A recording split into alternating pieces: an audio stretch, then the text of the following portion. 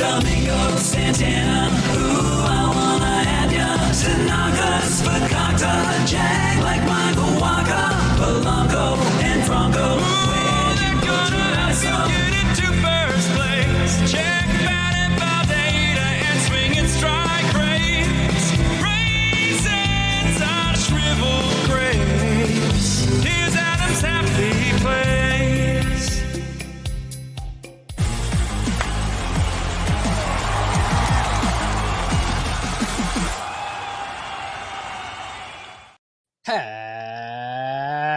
Happy Kokomo Thursday, and welcome into Fantasy Baseball today, December 16th. Frank Stampfl joined, as always, by Scott White, and there may be some confusion. Just why is Frank playing Kokomo on today's podcast? Well, it's Scott's last podcast of the year. He's taking time off for the holidays, so I wanted to go out with a bit of a bang. How's it going, Scotty? I appreciate that, Frank. Yeah, it certainly feels like Friday for me. Yeah, it is Friday for me because I'm taking Friday off. So yeah, I like it. Kokomo, get this party started. Yeah, must be nice, Scott. Must be nice. Just a heads up, I'm a little bit banged up right now, so if I sound nasally or if I sniffle at all, if I start coughing up along mid-podcast and Scott starts like talking out of nowhere, then you know why. So I just wanted to give everyone a heads up. If you play in head-to-head points leagues, then you've come to the right place. We just did our first head-to-head points mock of the offseason, and we're going to recap all of it, hopefully, on today's pod. Towards the end, we will wrap up. I should have let you know this beforehand, Scott, but I'm sure you'll be able to figure something out within the next hour or so. We're going to reveal our favorite holiday song and movie, which I believe we did last year. And unless something drastically changed, you're probably going to have the same answer. But let's refresh the people's memories, minds. Anyway, and then for those watching on YouTube, Scott is going to wrap a present at the end of this video. So we're going to sign off on the podcast side of things. It just wouldn't make for a good audio listening experience if Scott's wrapping a present. So we'll wrap up the podcast towards the end. And then, Scott, you will take the reins and you will help us all learn how to wrap a gift. This is a tutorial, by the way, a gift wrapping tutorial. It's not just me going on there and speed wrapping to show off. I am here to share my knowledge and wisdom to the layman who feels insecure about wrapping a present, because frankly, I do too. The only reason I no longer feel insecure about wrapping a present is because people have volunteered to me over the years, hey, you're good at this. So it's through a lot of trial and error and just self-flagellating, trying to get good at it. And yeah, I want to help the people out. So it's a tutorial. I'm looking forward to it. I think I need the help. I sent you some pictures of some presents that I wrapped, Scott. I don't know. What would you say? What would you give me? Scale 1 to 10. Well, the key to a well-wrapped gift in my mind is really the tightness of the fit of the paper and the sharpness of the creases. And the photo you sent me wasn't close enough for me to judge it, but it didn't look like there were any huge like puffy spots, or any of the corners looked like they were jutting out in a strange way. So it certainly looked competent. All right. I may or may not have sent you that photo from that angle for a specific reason, but that's totally fine. All right, let's jump into this. Our first mock draft of the offseason, first head-to-head points mock of the offseason. This is different than Roto and head-to-head categories, as we talked about on the Fantasy 101 pod, which we did last week. Things that you'll see different in this draft from the other formats. Starting pitchers and hitters with strong plate discipline are going to be on the rise in this draft. Steal specialists tend to fall. They're only worth 2 fantasy points on CBS stolen bases, that is. So those players tend to fall down the draft board a little bit. Also a reminder that our rankings are not loaded into the CBS draft room yet. So if you see any wacky picks or hear any wacky picks, that may be the reason why. I am going to post the draft results in the podcast in the YouTube description if you want to follow along throughout the course of the draft. Scott, let's jump right in. We are liars, kind of. Our early lean at this point in the offseason was that pitching is deep and that we can wait on it. We can wait on pitching. There's the return of this mid-tier. It looks great. Now, head-to-head points is a different beast. We both chose 3 starting pitchers in the first 4 rounds of the draft. So what do you have to say? Yeah, I mean, head-to-head points is a different beast. if you'll remember the way I was approaching this format last year, with the exception of a few early round hitters, my approach in this format ended up being take a starting pitcher until all the good ones are gone. And I'm certainly not doing that anymore. But the fact of the matter is, in this format and some other head-to-head formats that don't even use point scoring, you're only filling 9 hitter spots as opposed to the, 14 Yep. in a traditional roto league. So, and the fact that you don't really have to balance those hitting stats. You don't really have to pay any attention to steals. They're worth points, obviously, but they're not required in the way they are in 5x5 leagues. So you have a lot of flexibility as to what sort of hitters you use. It means you don't have to make it nearly the same priority as it is in Roto. Hitting is still a higher priority than last year. I would say the main thing that the Dead End Baseball did was create separation in the hitter ranks again, so that the truly elite ones are worth paying up for. But the next wave of hitters after those elite ones are gone, after the round 1 and 2 hitters, it's deep. It's deep. That pool, it can go, it can run like 6 or 7 rounds worth of hitters that are pretty similar in terms of projected output. And then they run out, and the back end of the draft is filled with hitters who probably aren't going to make an impact for you, which is also a change we're seeing from the past couple of years, where it seemed like there was good hitting available throughout the draft. So it's just, you can't abandon the pursuit of pitching, particularly in this format. You still have to, you still want good pitching, but it's more plentiful. It's less high end overall, and it's not all that matters as compared to last year. So, you got to find the right balance. All right. Well, just how aggressive was everybody on starting pitchers in this draft? There were 19 starting pitchers drafted in the first 4 rounds. I have the draft results from this same mock draft 2 years ago, not last year for some reason. I don't know. I'm on the CBS site for it, and I have 2 years ago, but not last year. Anyway, there was 19 starting pitchers drafted in the first 4 rounds that year as well. So I guess we weren't really more aggressive. It's kind of in line with where things were a couple of years ago in the same exact format. So let's talk about our actual draft picks here. And Scott was 2nd overall. I had the 7th overall pick in this draft. And the 1st overall pick, no surprise, I guess, in a points league, Juan Soto, great plate discipline. You only start 3 outfielders, but he is amazing. We know that. So I think that makes plenty of sense. Scott, you took Vladimir Guerrero, and you did it pretty quickly as well. It took you just 7 seconds to make that pick. Did you consider anybody else? Maybe Jose Ramirez? No, I didn't. I think this is a clear number 1 and 2 in this format, Soto and Guerrero. I wouldn't mind if somebody took Guerrero over Soto. I do prefer Soto because the plate discipline, as good as Guerrero's is, the plate discipline for Soto is just on another level, and that's highly rewarded in this format. Really, I like the way a head-to-head points draft begins better than Roto, because the obvious top 2 players to take in Roto, where you do need to prioritize steals, are Tatis and Acuna, right? But they both have such obvious injury concerns that people shy away from them at the start of round 1, and so you end up with Trey Turner as the number 1 overall pick, which just feels like a lame number 1 overall pick in Roto. I understand why people do it, the scarcity of stolen bases and everything, but it doesn't feel like he's the big standout player you want to use that pick on. While Soto and Guerrero in this format, I think they more clearly are. Yeah, and just to piggyback off what you said about Roto, I think that there's a very clear like top 6 or 7 hitters where I wouldn't really mind if I got any of them. So if I wound up with a mid-round pick rather than an early pick, I would be okay with that, just because I would have an earlier 2nd round pick. So that's more for Roto. But okay, again, Scott took Vlad Guerrero here, 2nd overall. The only reason I brought up Jose Ramirez is because him and Vlad were pretty close in terms of points per game last year. Obviously, third base stinks. So I don't think it's crazy. I think Jose Ramirez is going to be a top half of the 1st round pick. No, I don't think it's crazy either. In fact, you made me second guess myself. That's why there was a little hesitation before I answered your question.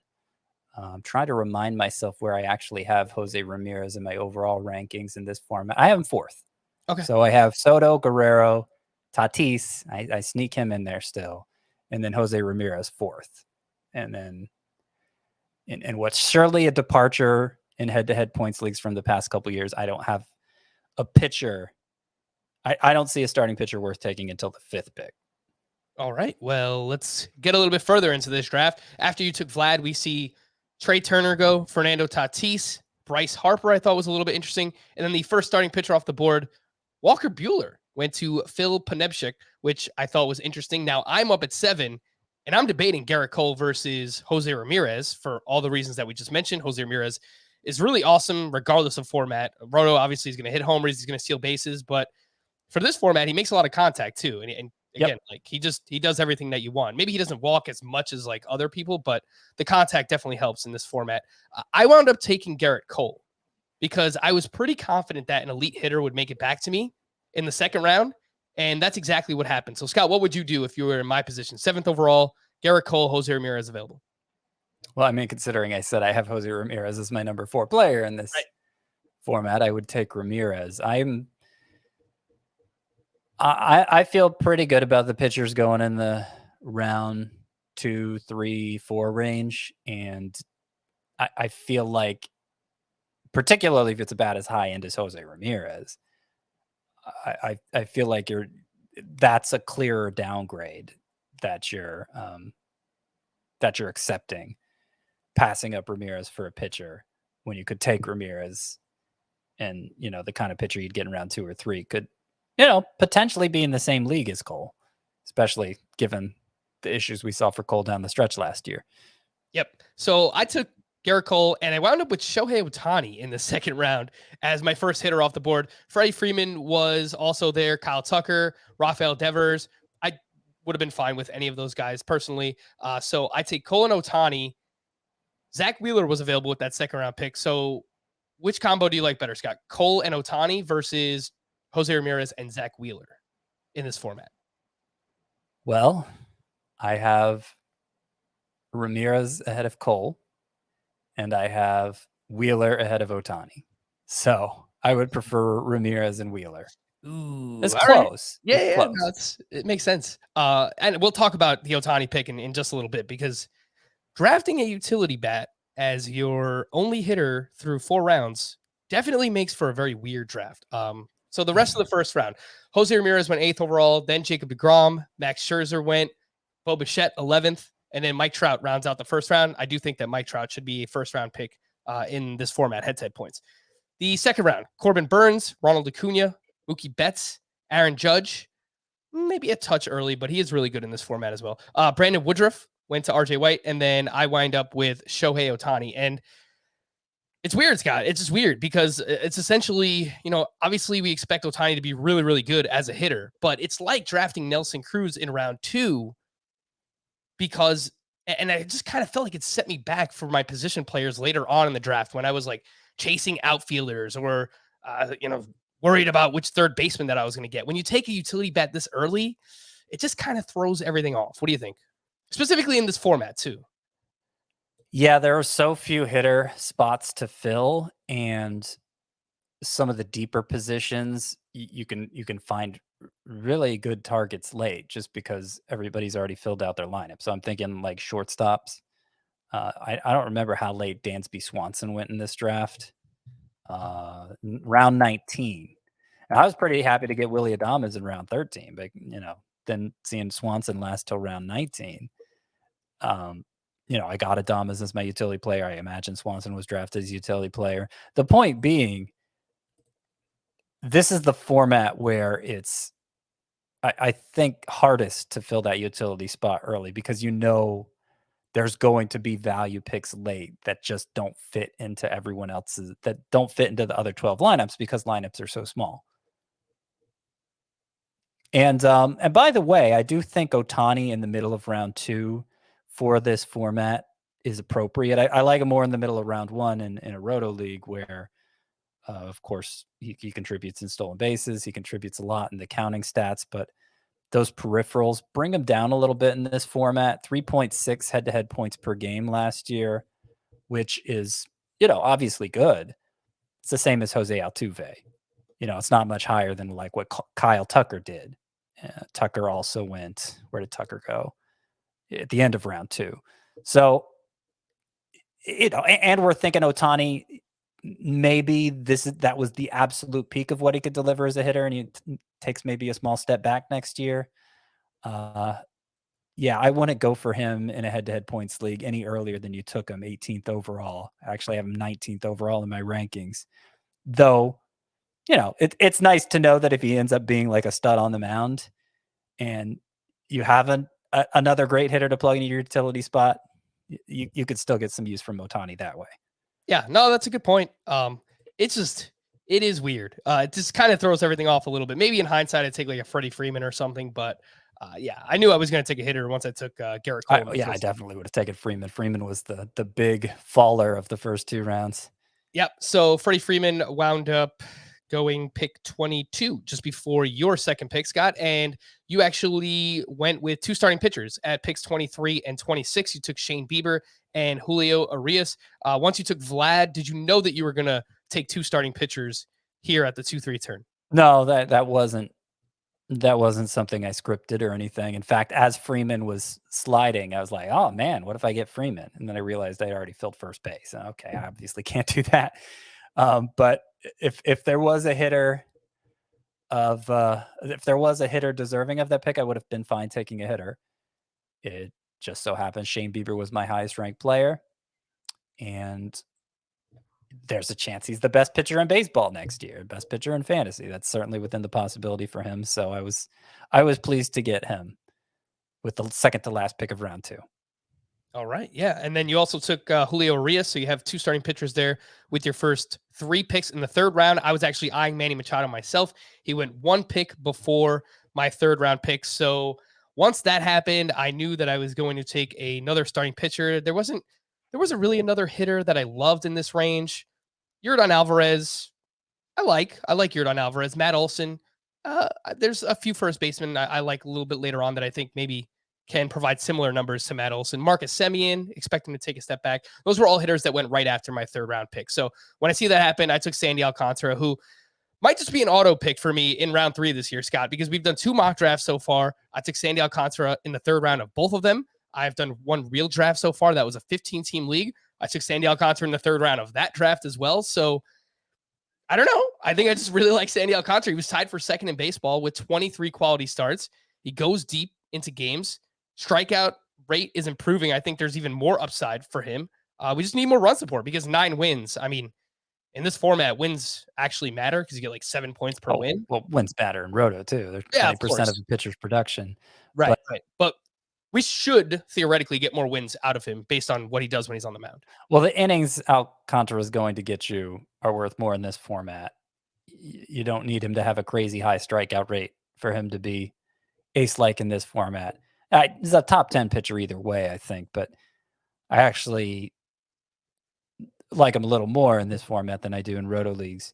And I knew when I took Julio Arias with the 2nd pick of round 3, Frank's going to take Sandy Alcantara. I just knew. I knew you were going to be. You were the person who was about as high on him as I am, and I've kind of had some indecision about those 2 in my rankings, what order to put Arias and Alcantara, and was kind of debating the 2 of them when that 2nd pick of round 3 came up for me. I have Arias ahead of Alcantara really just because of supporting cast. That's kind of the tiebreaker between the 2. But if they were both on the Dodgers, I would prefer Alcantara. Yeah, for sure. What I've noticed too, I think the rest of the industry is going to be pretty high on Alcantara as well. I saw someone on Twitter doing, it was like an NFBC slow draft and talking about how they took Alcantara, I think it was like 18th or 19th overall, which is just like, that's early. So I think he's going to be a pretty popular pick in 2022. Coming back around in round 4, I was eyeing Xander Bogaerts, who actually performs, I would say, a little bit better in the head-to-head points format. He hits a lot of doubles. He walks a good amount. He makes contact. But the shortstop position is so deep. So I went back to starting pitcher. So that's 3 starting pitchers in my first 4 picks. And I took Logan Webb. We talked about it a ton towards the end of the season. From July 27th on for Logan Webb, he made 14 starts. He went 6+ innings in 12 of those. Decent strikeouts. more than decent. Over a strikeout per inning during that time. A ton of ground balls, over 61%. It's a good park to pitch in. It's a good organization to pitch for. He's unproven, but I'm about it. I like Logan Webb quite a bit, especially in this format. I took him over Chris Sale, Scott, who you wound up taking as your fourth round pick. Who would you rather have, Logan Webb or Chris Sale?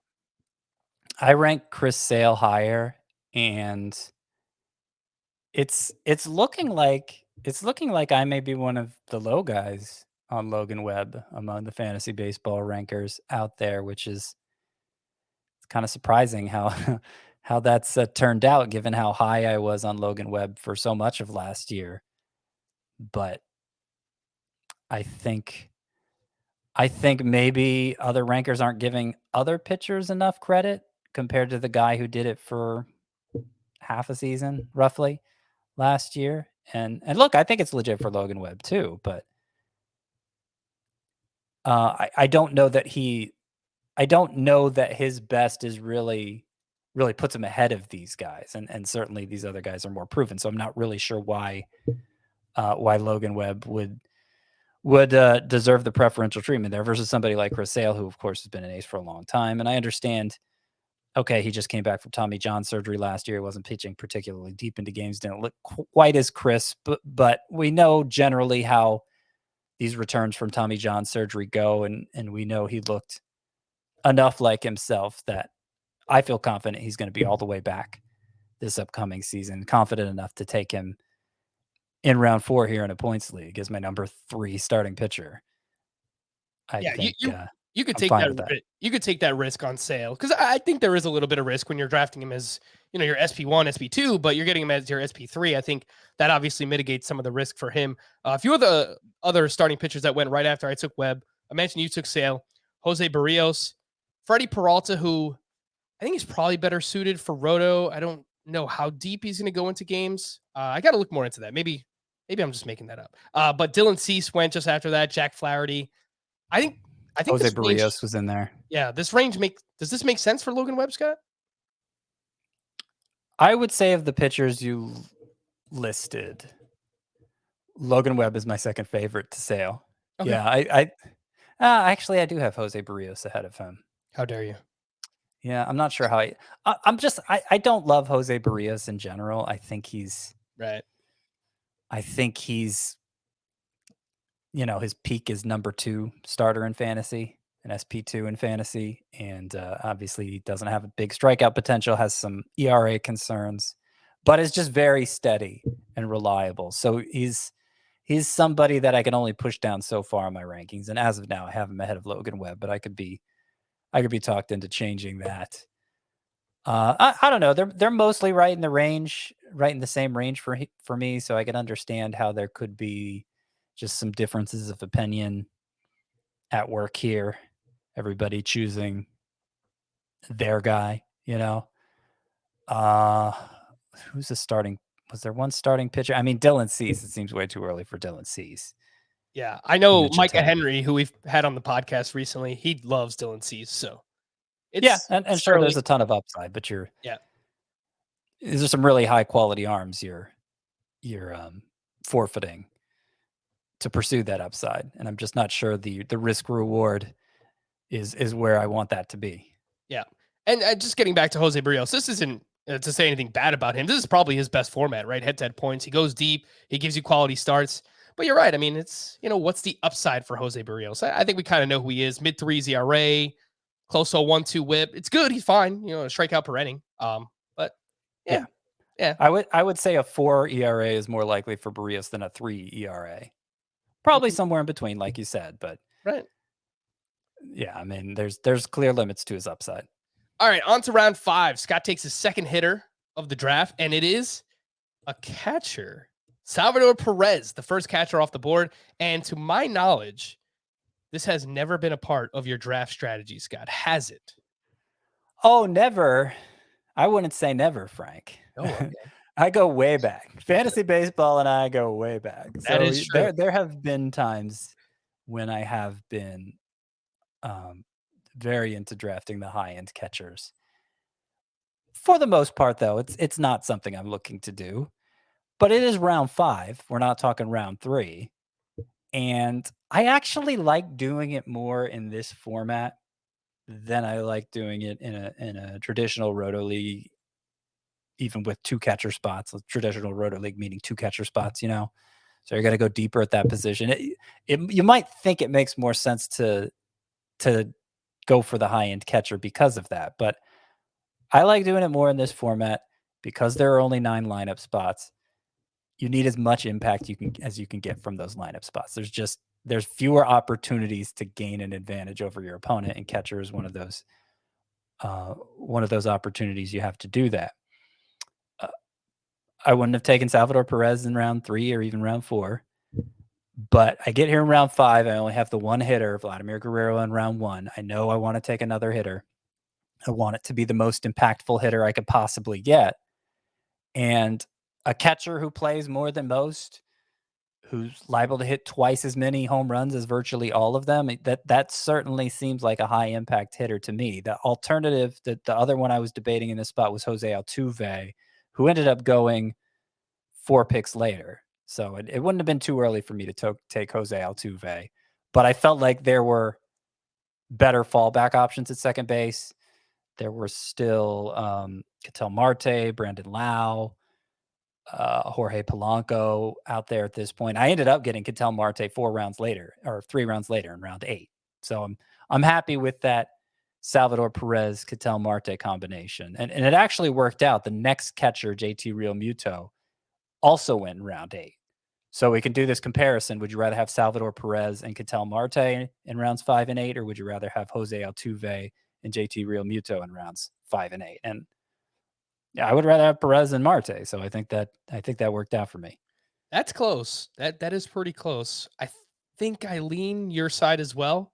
Ketel Marte, the guy just needs to stay healthy. I think, when he plays, he's still really, really good for this format. Another one that makes a good amount of contact, can hit home runs, obviously score some runs, some, not a lot, but near the top of the Diamondbacks order.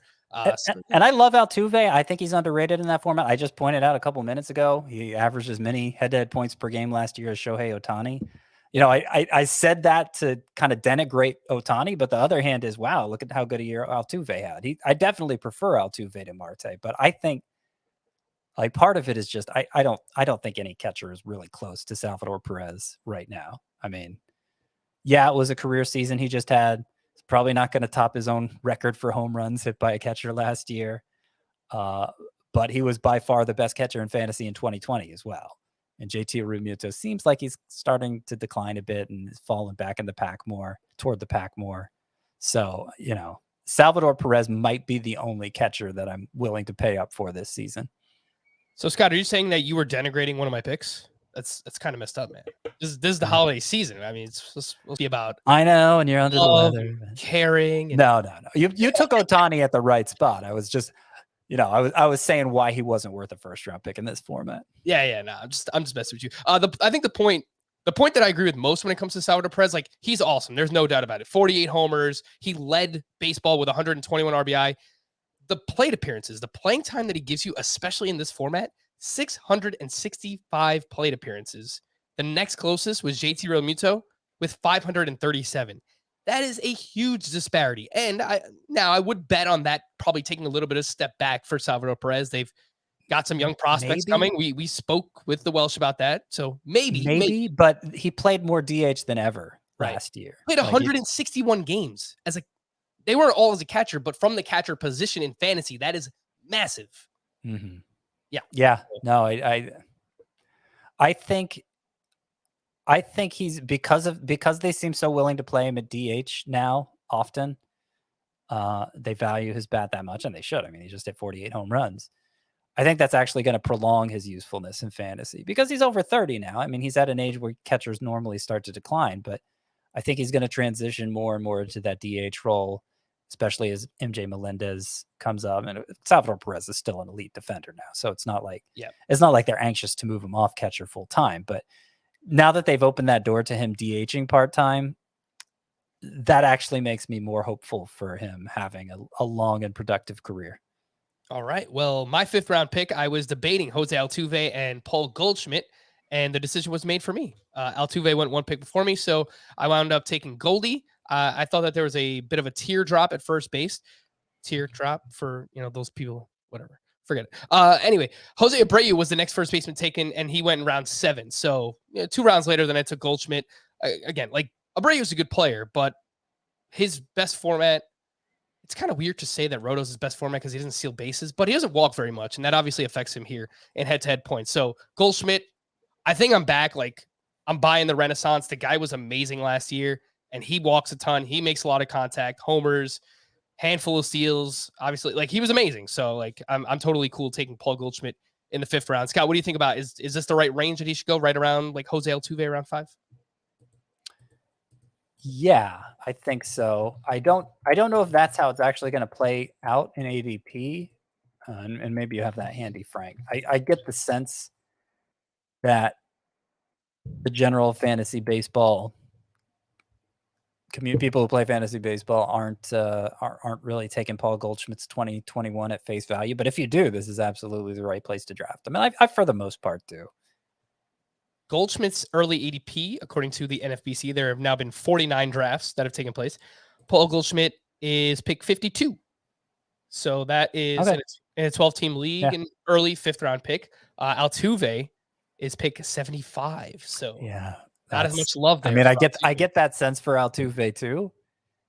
And obviously that's strictly 5x5 scoring, roto scoring, those NFBC ADP results. So I wonder if Altuve got elevated because of the format, or if the person who drafted him just really likes him like I do. Yeah. So. I think that makes a ton of sense. Let's take a quick break. When we return, we'll finish the end of round 5. We'll go into round 6 and beyond here on Fantasy Baseball Today. All right, so let's jump back in. A lot of outfielders went between my round 5 and round 6 picks, and that included Whit Merrifield. Obviously, he has second base eligibility as well. Cedric Mullins, George Springer, Nick Castellanos, and Teoscar Hernandez. Springer was one that hurt because he is so great in head-to-head points. Great plate discipline. He walks a lot. Going to lead off for the Blue Jays. Going to just score a ton of runs and see a lot of plate appearances as long as he can stay healthy. So that one hurt. But much like Goldschmidt and first base, I saw a teardrop coming here against Scott. So after all those outfielders go, I'm like, I'm going to take Starling Marte. To me, he's like the last of this elite tier. And he's usually not as good in points. I get that. But this past year, he averaged 3.8 fantasy points per game.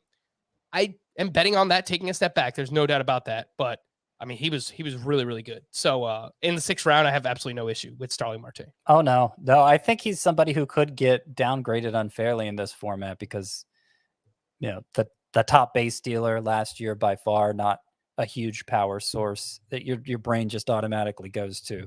Okay, this is a roto specialist here, Starling Marte. But in terms of head-to-head points per game last year, 3.77 is what he averaged. The only outfielders with more head-to-head points per game last year than Starling Marte were Fernando Tatis, Juan Soto, Bryce Harper, and Ronald Acuna. So only 4. He was 5th in head-to-head points per game. Well, Byron Buxton was too, but obviously he was injured for a good chunk of the season. Bottom line is Starling Marte was an absolute stud in this format and well worth the 6th round pick, if not sooner. You took him about where I have him ranked. What's interesting here, let's see, we're in round 6. This is the outfielders going in this range. It's kind of right before a teardrop, and I would have liked to get in on that because outfield tends to thin out pretty quickly. I'd say other than third base, excluding catcher, obviously, because it's its own weird thing. Other than third base, outfield is probably the position that thins out the quickest.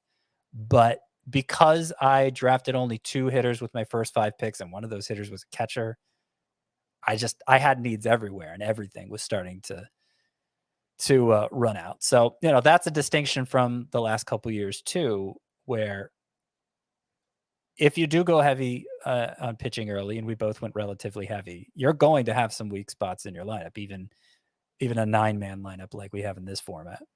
And for me, it's the outfield. And for you, it's the outfield, I think. Yeah, too, right? I was going to say, like, when we reveal the rest of our teams later on, both of our outfields are pretty damn bad. Like, I'm not even going to sugarcoat it. I don't like my outfield at all, but maybe that just goes back to not taking Ohtani as early as I did.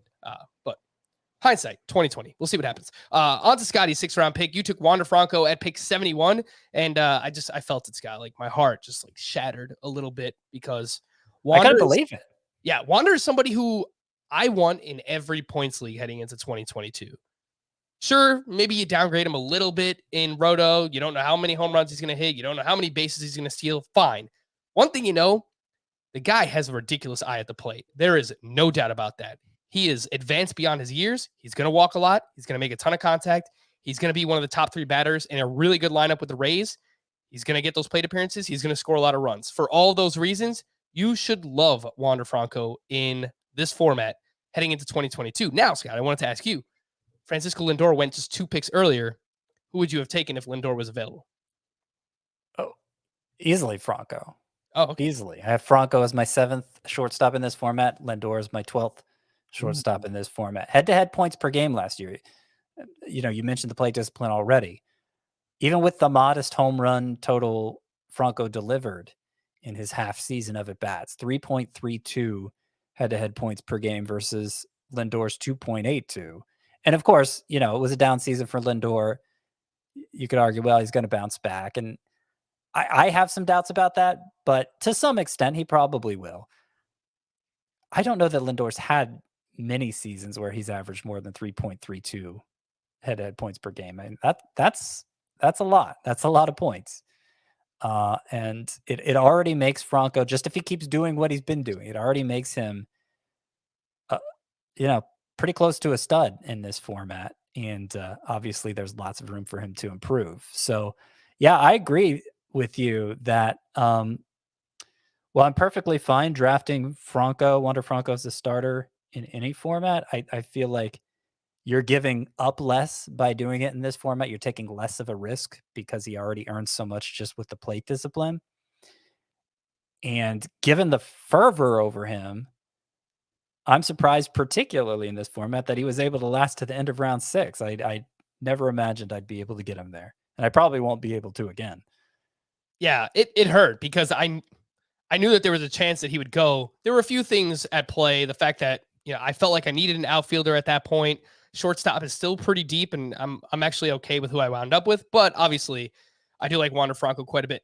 Francisco Lindor, just to pull this up quickly, Scott. In 2019, he averaged 3.7 fantasy points per game, but he was pretty amazing that year. 284 batting average, 32 homers, 22 steals. Yeah, 22 steals. So I don't know that anyone's expecting Lindor to get back to that level, but just in case you're wondering. So through 6 rounds, Scott, we each have 3 hitters and 3 starting pitchers. I have Garrett Cole, Sandy Alcantara, Logan Webb. I have Ohtani, Paul Goldschmidt, Starling Marte. And then for you have Bieber, Arias, Chris Sale. You have Vladimir Guerrero, Salvador Perez, and Wander Franco. And I don't know. I think I like mine a little bit more. It would make sense because I drafted my team, but I think we're pretty even, like just in general. Yeah. Just, whatever, putting it up against each other. Let's get into round 7 here. And we're back to pitching, Scott. You took Frankie Montas. I obviously took Joe Musgrove because I have to take Joe Musgrove. He's my guy. I do have questions about him, but as an SP4, I'm fine with that. Some great hitters also went in this round. Eloy Jimenez, Tim Anderson, Carlos Correa, JD Martinez.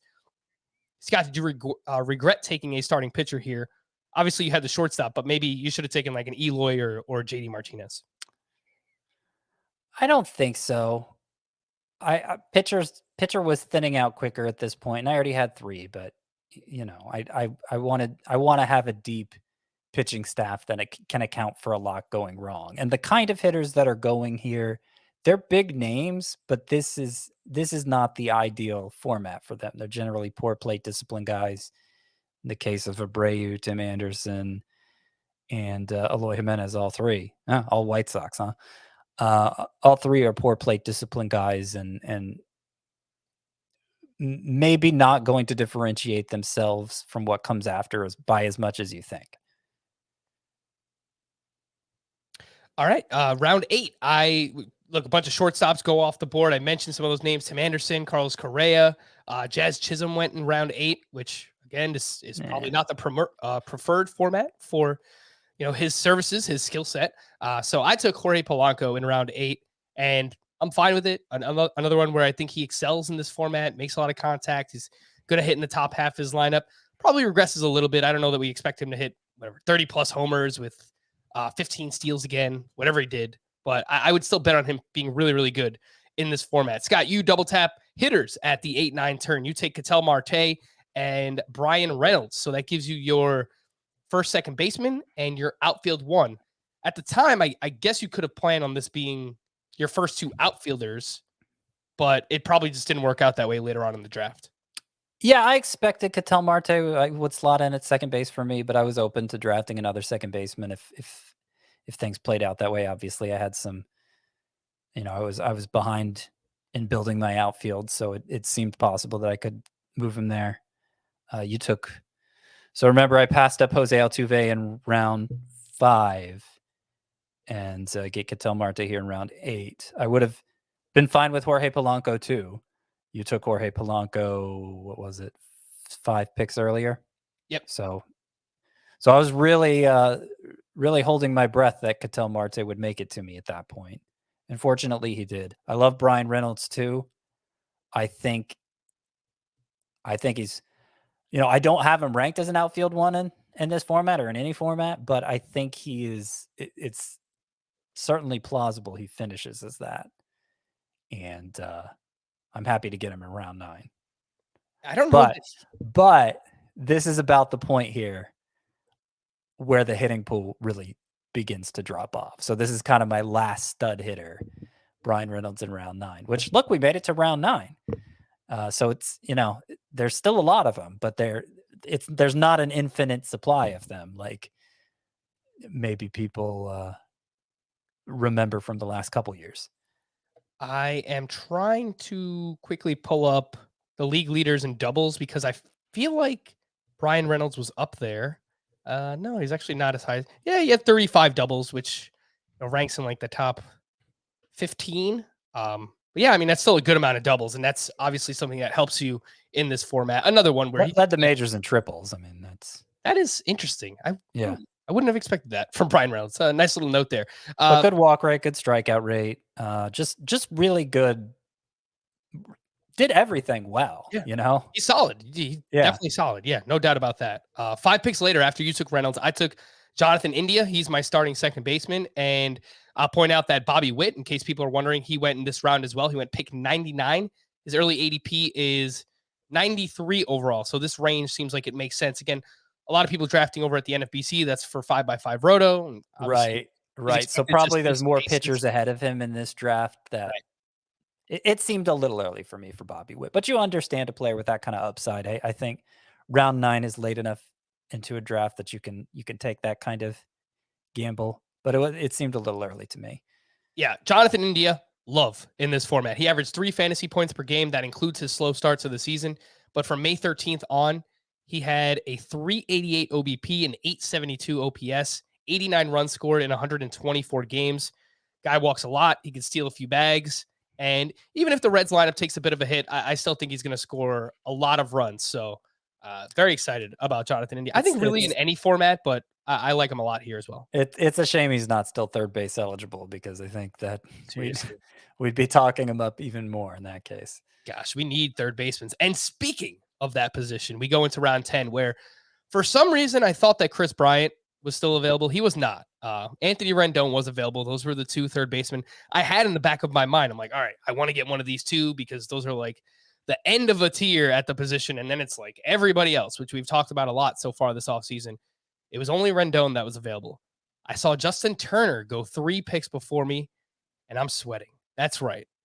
Real nerves in a mid-December head-to-head points mock draft. What is wrong with me? RJ White takes Tyler O'Neill. 1 pick ahead of me. I wind up taking Anthony Rendon, which elicited an Frank in the chat room. Mm-hmm. Go ahead, Scotty. That was the biggest groaner of the draft for me. Groaner in terms of, I wanted that. I wanted Anthony Rendon there in round 10 as well. It was right before a drop in tier. You mentioned he went after Justin Turner. I mean, I have Rendon ahead of Turner. I think you do too, right? Yeah. To me, it's more like Rendon versus Alex Bregman. Which of those 2 would you prefer? And Bregman went way back in round 5. So for Rendon to still be there in round 10. And look, I do think there's more risk with Rendon than Bregman, but I think they excel at a lot of the same things. I think their upside is comparable. 5 rounds different like that. Definitely give me Rendon. And I knew at that point, after you took Rendon 6 picks before I was geared up to, that I was just going to have to slum it at third base. Just going to have to slum it. Just going to have to take the best of whatever's left and hope and cross my fingers it works out. So so that's what I did. So I guess that means I'm not just weak in the outfield, I'm weak at third base as well. Perhaps even weaker at third base than the outfield. The thing about the outfield is, like, particularly in a 3 outfielder league, I don't mind being weak in the outfield. Yeah, I mean, they'll Like, be I'd rather waiver- not be. Yeah. But there are so many outfielders. Yeah. Right? So many players who play outfield in the majors that it's very unlikely the outfield you begin the year with is the outfield you finish the year with. Like, that's a position where you can be sure that there are going to be big fines on the waiver wire. And some people just aren't going to be able to take advantage of because they invested so much in their outfield. So I never worry about outfield too much in a head-to-head 3 outfielder head-to-head points league. Yeah, the point you made about the waiver wire is exactly what I was going to say. Is of all the positions in a head-to-head points league, finding an outfielder that either breaks out or that you can just stream on a weekly basis based on like matchups or whoever's playing in Colorado, it's much easier to find that than it is to find, I don't know, starting pitcher or a catcher that makes a difference, or maybe even an elite level third baseman. So yeah, I agree with you about outfield. In the podcast listeners league last year, which is this format, I was the highest scoring team. I didn't make the playoffs for some reason, but I was the highest scoring team. And my outfield most of the year was guys like Robbie Grossman, Mark Canha, Hunter Renfroe, like basically just free pickups.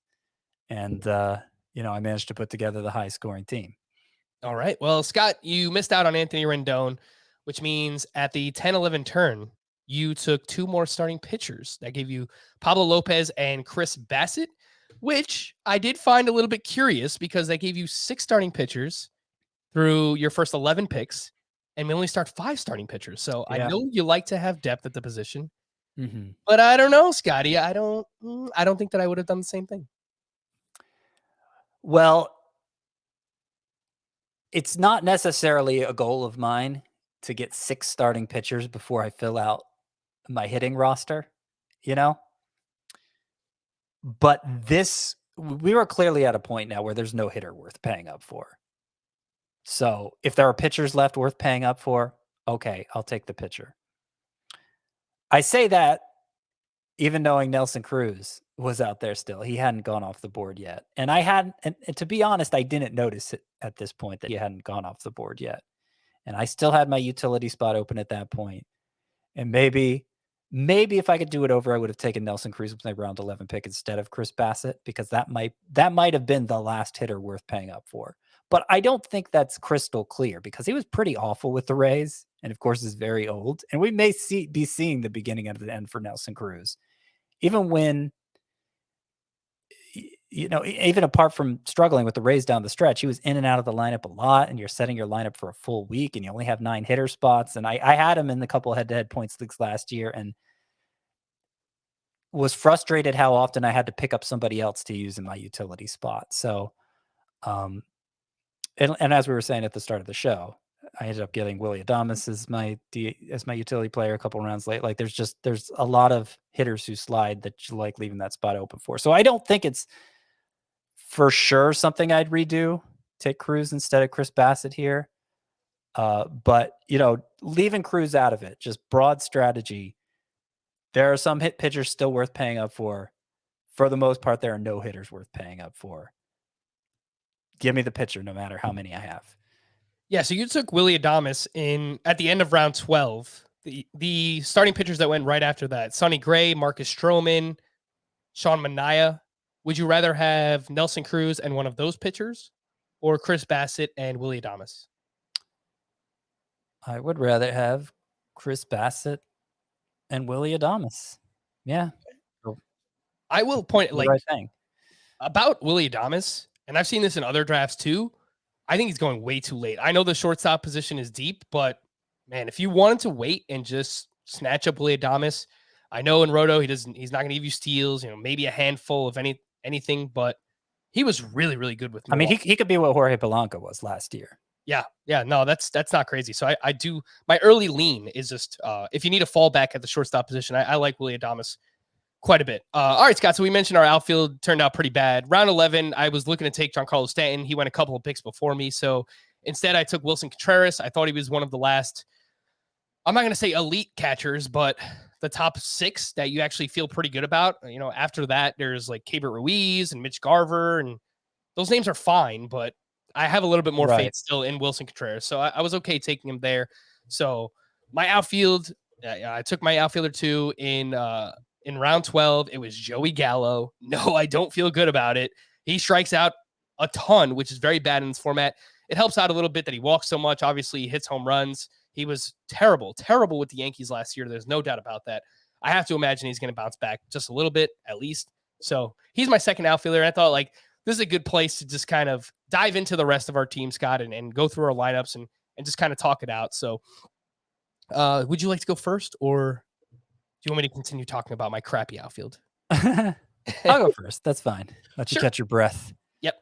So my team ended up looking like this. Salvador Perez is my catcher. Obviously doesn't get any better there. Vladimir Guerrero is my first baseman. Obviously doesn't get any better there. Ketel Marte is my second baseman. Happy about that. 2019, he was the top second baseman in this format, and he looked great when he was healthy last year. Third base, clearly a struggle.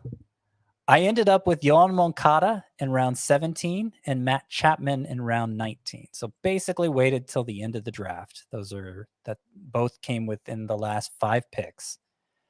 And I'm just going to hope for a bounce back from one of them. And I hate, rosters are so small in this format that it's going to be frustrating having to devote 2 to questionable third basemen. But I think there's a high probability at least one of them bounces back to their previous standard. So Moncada and Chapman duking it out at third base for me. Wander Franco is my shortstop. No complaints there. Outfield, I have Brian Reynolds. Okay, we would all be pretty happy with that. Chris Taylor and Hunter Renfroe. I know it doesn't compare to some other teams' outfields, but I think statistically it might. Chris Taylor's going to have less competition than ever on a Dodgers team that's lost a lot. It's obviously, still a good spot to bat in. So I think he's perfectly fine as a starting player even on a head-to-head points team. And you mentioned Giancarlo Stanton in round 11. Some people listening may have thought, oh, Scott, you said there were no hitters worth paying up for. What about Giancarlo Stanton? Big name, had a bounce-back season last year. 2.96 head-to-head points per game is what Stanton ended up averaging for the Yankees last year. Hunter Renfroe, 2.96. Exactly the same head-to-head points per game. And he's going to the Brewers. He's going to that small park. So I think Renfroe's the sort of discount outfielder, the sort of outfield freebie you can get in this 3 outfielder pitching heavy format. So that's my outfield. I got Willy Adames as my utility player. We talked about that. My pitching staff ended up being, where do I start? Shane Bieber, Julio Arias, Chris Sale, Frankie Montas, Pablo Lopez, and then on my bench, Chris Bassett, who we talked about, Aaron Savale, big innings eater, like that for this format, Patrick Sandoval, who, I like his upside too. So I ended up getting 8 pitchers from my top 55 that I've referred to on past podcasts as kind of how deep that middle class goes. It goes to 55 in my rankings, and I'd like to get maybe about 7 pitchers through my top 55. I ended up getting 8, so really happy with the pitching. My relievers, Cal Quantrill. He was one of 3 Sparps who were drafted, the other 2 being Ranger Suarez, who went way early, and Luis Severino. Cal Quantrill I got in round 15, I believe, and Scott Barlow, who's hopefully the Royals closer to begin the year, but in a format where every team can only start 2 relievers, I'm not that worried about who's filling that spot at the beginning of the year. I'll eventually land someone usable there, if it's not him. I think overall, I like this team, Scott. I like this team that you put together. And once again, just to highlight how much deeper starting pitcher is. You mentioned 7 of your top 55. Last year, I think that was 8. I got 8. yeah. I, So I wanted 7. I got 8. So normally you want to aim for 7 of your top 55. Last year, I think it was 6 of your top 30. That's what you wanted, something like that. 5 Something of your like top that. 30. I can't remember exactly.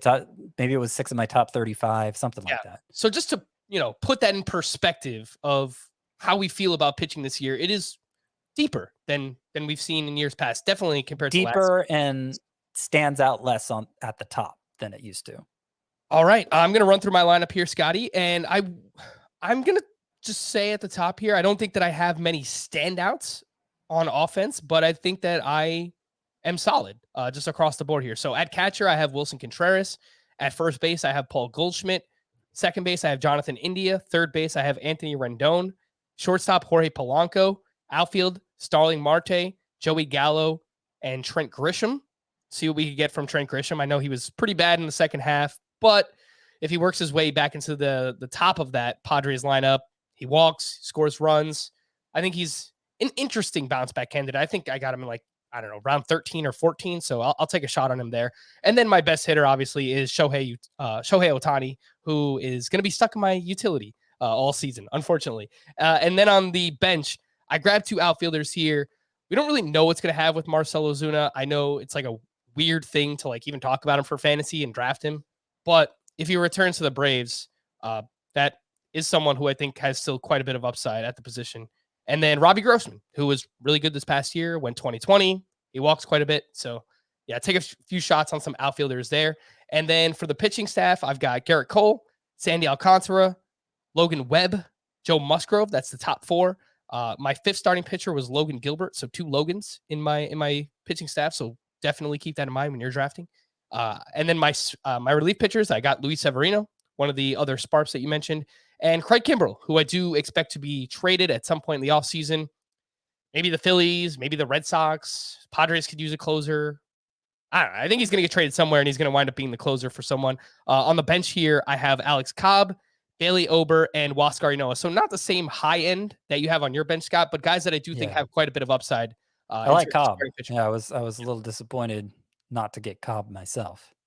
All right. Well, there you go. Let us know in the comments on YouTube who had a better team, me or Scotty. You can tweet at us as well at Roto_Frank, at CBS Scott White. And I do just quickly want to compare the teams that we just mentioned to a team that only drafted 1 starting pitcher in the first 10 rounds. So just to try and compare and contrast and show you what it's like when you go pitching heavy versus waiting on pitching in this format. And the team that I'm going to use here is Chris Mitchell, who I believe had the 3rd overall pick in the draft, either 3rd or 4th. He had Yasmani Grandal, Jose Abreu, Ozzie Albies, Rafael Devers, Francisco Lindor, Fernando Tatis in the outfield, Randy Arozarena, Kyle Schwarber, Anthony Rizzo at utility. Loaded lineup. No doubt about it. This lineup is amazing. The pitching staff, Jose Barrios, Mike Clevenger, Nathan Eovaldi, John Gray, Jose Urquidy, and then at relief pitcher, 2 of the best closers, I would say, in fantasy, Josh Hader and Kenley Jansen. Kenley Jansen's still unsigned, so we'll see where he winds up, but I have no doubt he will wind up somewhere as a team's closer. Madison Bumgarner, Chris Flexen, Austin Gomber here on the bench. So obviously the pitching staff is a little bit different here, Scott, but the lineup is loaded. So what do you think? Well, I think the pitching staff doesn't look as bad as you might think it would, given how little he invested in it. And there is another team that didn't invest much in starting pitcher either, and that pitching staff looks a lot worse. So credit to Chris Mitchell for making efficient use of those pitcher picks. It's not a great pitching staff, obviously. It's going to get outshined by whatever most of his opponents are running out there. And I feel like the lineup should look better than it does for the amount of investment in it. I don't know, Scott. This is like a really good lineup. Yeah, I mean, Francisco Lindor, I expect to be one of the worst in a 1 shortstop, no middle infielder league, one of the worst uses of the shortstop spot. I don't think Anthony Rizzo has much of anything left. I'm starting him at his utility spot. Randy Arozarena, Kyle Schwarber. I like Schwarber a lot, but especially a Rosarena. I don't think they're going to really set his outfield apart in any way. I think they're going to be about 3 points per game, which is what most starting outfielders are going to be in this format. Tatis is obviously awesome. Abreu, again, this isn't really his format. I don't know. I don't think to whatever degree his hitter crop outshines our hitter crop, and I'm not sure it clearly does. I think our pitchers far exceed his. So this team could work. Last year I wouldn't have given this team a chance with where I was at starting pitching. I think it does have a chance, but I like the way we built our teams better. All right, tough crowd for Scott White, but hey, that's why we like head-to-head points, right? I mean, I would say we're both pretty good at it, right? You were the top point scorer in our league. I think I made the playoffs. I definitely did not win the championship in the podcast league. I could probably look it up, but it's going to take too much time. So shout out to whoever won it. It wasn't me. Scott, the holiday season is here. You're taking off the final 2 weeks. Well-deserved. Obviously, enjoy the time with your family. But with that, I've got to find out. I think I remember. I know what song you said last year was your favorite. I would know it if I heard it. I just don't remember the name of it. So remind us, Scott, your favorite holiday song, your favorite holiday movie. What do you like to Oh, I splurge remember. this time of year? I remember. My favorite song, it was "Deck the Halls" from Mannheim Steamroller. I'm big to Mannheim Steamroller Christmas stuff in general. That's exactly what it was. I don't really like Christmas rock, Christmas. Jingle Bell Rock? Come on, Scotty. It's always corny. I prefer really traditional, I might even go so far as to say religious Christmas music. Which I'm not saying Mannheim Steamroller is. It's mostly instrumental, and it's kind of out there instrumental. But my point is, what most people would probably say is their favorite Christmas song, I would probably say is corny. Which doesn't mean I can't enjoy it at all, but it's probably not going to be my go-to. So that's where I am on music. Am I giving my movie pick, or are you doing music? Well, I'll just quickly give my song because it's probably one that you hate, Scotty, based on everything that you just said. Last Christmas by Wham. I love that song. That's I get it. The lyrics are dumb. We're not listening to the lyrics. I like the way that the music just sounds. I like the way that song sounds. It's also a great music video if you've never seen it. That might be my least favorite Christmas song, Frank. I'm going to be honest with you. Which I think makes sense, right? If you know Scotty, if you know me, music taste, sure. It wouldn't surprise me if we're just complete opposites there. So the music video I was going to mention, if you like feathery 80s hair, my gosh, George Michael in that music video, the hair is on point. So I love the song Last Christmas. Christmas in Hollis is another really good one. Run DMC. I like it quite a bit. All right, Scott. Favorite Christmas movie, I got to go Home Alone. Home Alone. All right. Gotta go Home Alone. It's a classic. I could watch it any time of year. All right. For me, no surprise. I've talked about it quite a bit. Just Friends with Ryan Reynolds. I love it. And I love that one too. That is a Frank level comedy that also appeals to me. 100%. And again, if you've listened to us all year long, you know that it's every Adam Sandler movie from the 90s and the 2000s I've seen way too many times, and just stupid movies like that. Who is Pauly Shore, right? I've just seen a bunch of his movies. Why? I don't know. It's just these cheesy comedy movies. Just Friends, love it. Watch it every year on Thanksgiving with the family to kick off the holidays. So definitely that one. I do love me some 8 Crazy Nights as well. No surprise. Adam Sandler, animated. Love it. Definitely going to watch it this weekend. So, all right, Scott, that's it. 2021 is in the books. Scott won't be here for the next 2 weeks. We're still going to have the podcast twice per week. I have a bunch of guests booked, so it's going to be a lot of fun. No doubt about it. We're doing early ADP gifts next week using NFBC ADP. So we're going to have some fun. But Scott, what do you think, right? Our first year together, our first full year together, 2021. How'd we do? Great. I didn't even, it feels like I've been with you forever. Who's that Adam Azer guy? Who is that? I don't know.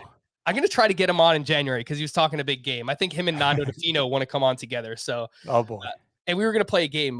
I present a name to Adam and he tells me whether it's actually a baseball player or not, because that's how far out of the baseball world he is. We're going to wrap up here on the podcast side of things. Once again, we're going to stick around on YouTube. to watch Scott's tutorial on gift wrapping. So if you're listening right now on the podcast and you want to learn, just come find us, youtube.com/fantasy baseball today. But that'll do it for Scott. I am Frank. Thank you all for listening and watching Fantasy Baseball Today. I will be back again on Tuesday. Bye-bye. All right, so now we're done with that podcast thing. We're here on YouTube. We're hanging out. Scott is talking a big game. He is the master rapper when it comes to holiday presents here. I have not seen any pictures or video. I mean, I guess, Scott's gifts are in the background right here. From what I can see, they look really good. He likes to use a lot of tape. That's the one thing we know as of now. I read through his thread on Twitter, which you can also find. So if you are someone who's struggling to wrap your gifts and do it in, like, let's be honest, a sexy way, then this is why you're here. So, Scotty, I don't know if there's any other air that I need to fill before you jump in here. But whenever you're ready, Scotty, just feel free. He has moved his mic away a little bit so that, it's the setup that he has. He needs enough room to be able to, like, finagle everything here. But take it away, Scotty. It's all yours. Well, I gotta admit, oh, you know what? I know where it is. Sorry, we're off to a brilliant start here. I didn't realize we weren't going to reset after the podcast. So you got me caught a little off guard, but I just need to find the piece of paper I pre-cut, and I got it here. All right. Can you hear me okay? Is the volume yeah, we can hear you. Okay. So I'm going to try to adjust the camera angle on this, and apologies if it's not perfect. I'm not really set up for a demonstration like this, but this is good enough. Yeah. So this is the gift I'm going to wrap. A little preamble, if I may. So, I became a good gift wrapper out of shame. My dad was the most amazing, and still is the most amazing gift wrapper I've ever seen. He gets, specifically what I appreciate that he does is he gets the paper so tight around the packages that it doesn't look like it could have possibly been done by human hands.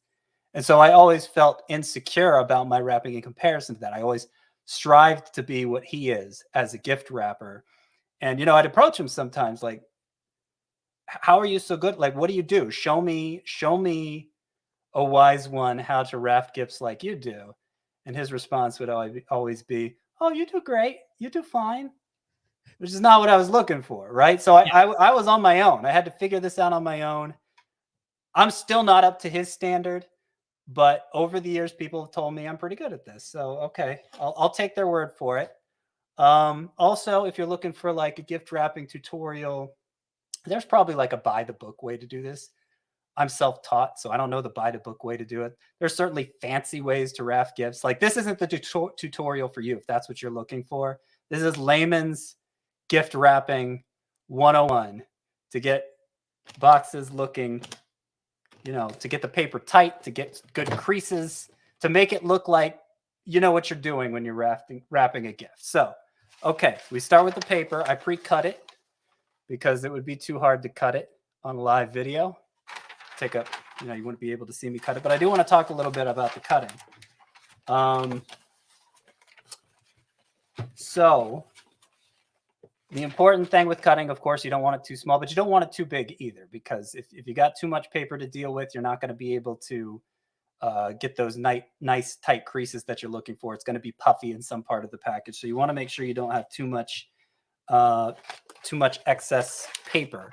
And fortunately, all modern paper now comes with this grid on the underside, so you can make sure you're lining things up properly. You're not getting anything crooked. You're not going to have the box all the paper folded over the box, and in the end, like, there are lines on the paper on the outside of the paper and they don't match up right, and you're like, oh my gosh, I'm a total slob.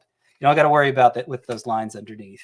So when you're cutting the paper, you make sure that ideally it would fold a little more than halfway up the edge of the box, just a little more than halfway up, right?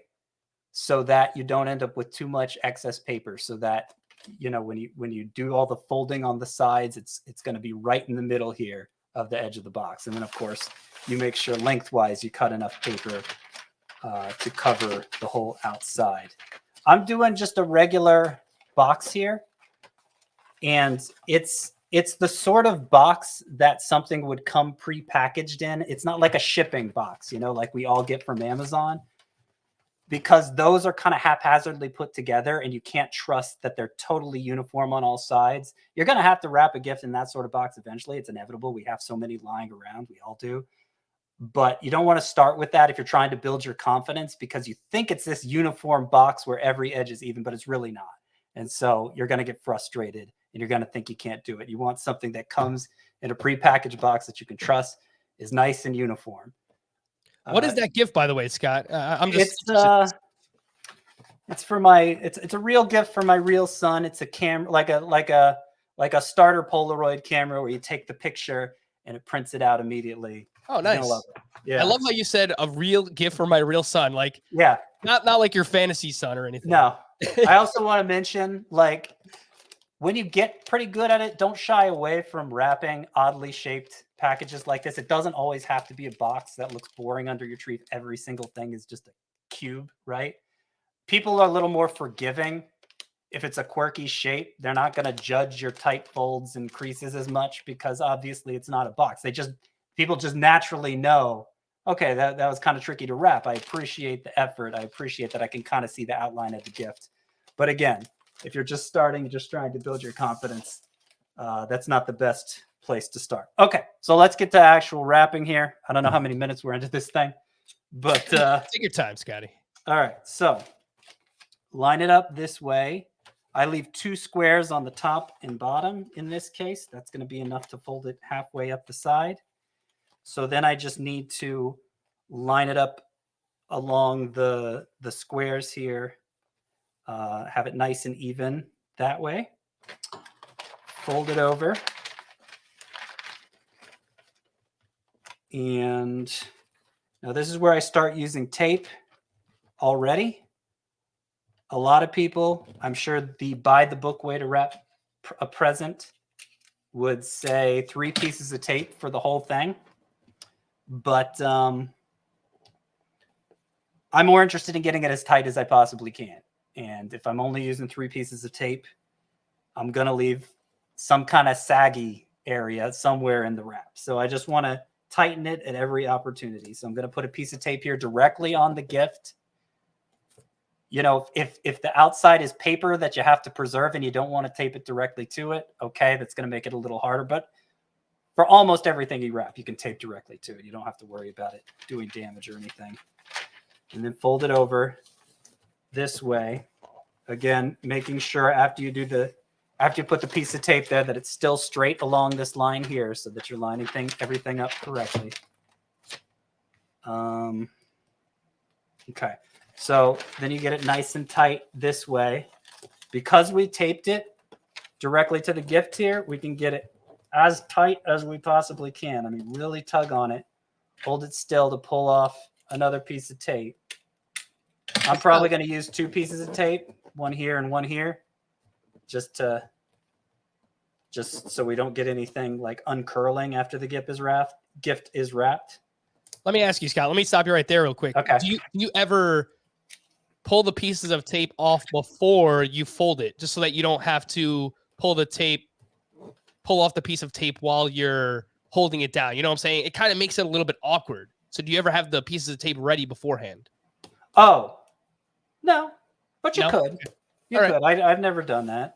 I've never thought to do that. All right. But you could. I see the appeal of that. Okay, so we got a nice tight wrap going on here, right? There's nothing puffing here.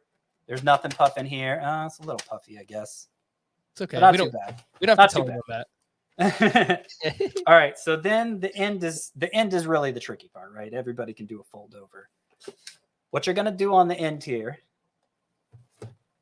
is first put it down like this, tape it there to hold it still. So let me put the piece of tape there. I've never shown anybody how to wrap a gift before, so I don't have practice in teaching this. Fine. You're doing great. All right. You sound like my dad. I was going to say, the response that your dad gave you was like the most dad response ever, right? Like, you do great, son. He always wants to show me stuff with like tools and whatever. And it's like, I actually need his help for something. And, okay. Anyway, so I got it taped down like this. And then what you're going to do is kind of fold a triangle shape like this. Okay, so we got to see, I folded it down so that it's a triangle on this side and this side. Okay. And then you're going to fold it over like this. Ooh. And tape that as well. So Okay. that it's not popping up as you're trying to complete your folds. So tight creases, right? When you're not confident, it's tempting to not make a crease because you want to be able to undo a mistake, right? But if you're not making those creases nice and sharp, like you know what you're doing, then it looks like you don't know what you're doing. You're going to get a puffy package for sure. Yeah. Right? And it's like, at that point, why are we even doing it, Scott? Right. So you got to make like really tight creases. So, you know, really rub your finger over that to get those creases nice and tight.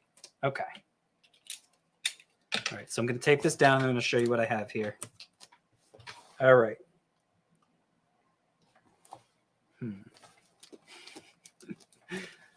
Feel like this is already not my finest work. But anyway, this is what we got here. All right. So we taped it down here. We taped it down here. Right. Do you see what I did? Be able to follow along? Okay. All right. So then we're going to naturally, we're going to fold up here like this. Okay. Just what's left here. We're going to fold it up and tape that. But, and this is something that I've learned just from experience. Before we do that, before we completely close off this end, let's start making progress on this end. Okay. As much progress as we made here, because what can happen when you're folding up this end is you can end up pushing the package and sliding it this way in the paper. Right. And then all as careful as you were to make everything even, it's suddenly not even anymore. So, yeah. And then it won't be as tight either. Yeah, absolutely. You know where I'm going. Oh yeah, You know yeah. No, it's crazy. Am I helping you in any way at this point, Frank? Or yeah, no. You've already know? You've already done things that I wrapped the 2 gifts recently, and I didn't do any of these things. There were some things. I'm not going to say any, but you're definitely going through steps that I did not do myself. Yes. Okay. And I tend to overanalyze things. That's probably why I'm a fantasy baseball analyst. So makes sense. I'm sure people can find shortcuts. I haven't yet. But most of what I'm doing here is because when I didn't do that before, I learned from trial and error. So something went wrong. Oh, how can I prevent that in the future? I can tape this down, or I can fold this over, or whatever, you know? All right. So we did the same thing here. See how that going? All right. So now we're going to fold those up. Fold it up like this. Just make those creases even stronger here. Okay. Now, are we going 2 pieces of tape here at the top, or just one? I think I am. You know, I'm not. I would like to do just one, but I've had too many times where it like pops up here on the edge. Okay. You know? Yep. And that looks sloppy. So I realize a bunch of tape kind of looks sloppy too. But hey, you know what? Make your kids work for these gifts, right? You know, they gotta. Yeah, well, exactly. And then do the same thing over here.